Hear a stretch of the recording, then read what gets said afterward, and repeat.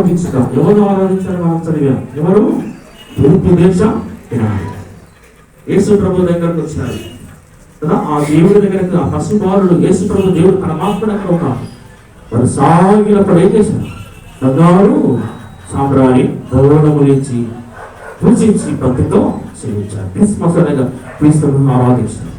రెండవదిగా మనం చూసాం, క్రిస్మస్ అనగా క్రీస్తును ప్రకటించడం. ఎవరు ప్రకటించారు? గొర్రెలు కాల్చే కాపరులు. ఏం చేశారు? విన్నవాడిని అన్నవాడిని గురించి, క్రీస్తుని గురించి వారు ప్రచురించేది. గొర్రెల కాపరులు ఆ యొక్క వార్తను ఎవరు అందించారు? గొర్రెలకు దూత.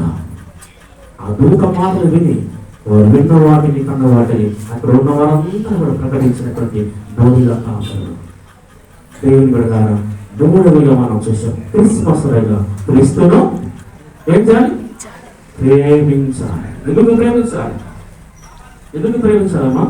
అందరూ జన్మించాలి. నువ్వు జన్మిస్తావు, నేను జన్మిస్తావు. మనమందరం కూడా మన ఆస్తి కూర్చుకోవాలని కదా, ఆస్తులు అంతస్తులు భవనాలు కట్టాలని మనం జన్మిస్తాం. కానీ యేసు ప్రభు దేవుడు ఆ విధంగా తన స్వప్రయోజనం కొరకు ఆయన జన్మించలేదు కదా. ఎవరి కొరకు జన్మించాడు? ఆయన మన కొరకు జన్మించాడు. కాబట్టి మరి ఏం చేయాలి? మనం ఆయనను ఏం చేయాలి? తనకు జన్మించింటే మనము ఆయన ప్రేమించ అవసరం లేదే. మనందరి కొరకు జన్మించాడు కాబట్టి మనము ఆయన ఏం చేయాలంట? జాగ్రత్తగా మన మనసంతా కూడా దేవునికి ఇచ్చి ఆయన ఏం చేయాలంట? మన కొరకు జన్మించి ప్రాణం పెట్టాడు కాబట్టి ఆ విధంగా ప్రేమించి దేవుని కొరకు సాక్షిగా ఉండేటువంటి క్రిస్మస్ లో మనం ఉండాలని ఈ మాటల ద్వారా రేపు వివరిస్తూ ముందుకు వెళ్తున్నాం.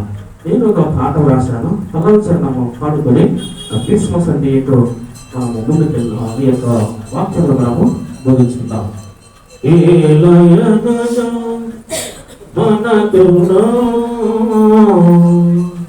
శిశువు పుట్టెను,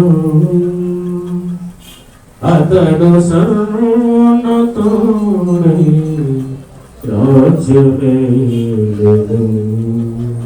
క్రిస్మస్ పాట తెలుసుకున్నారు. ఈ పాటలు మంచివే కాదా? బాగున్నాయా? అర్థమవుతున్నాయా? వింటున్నా కదా?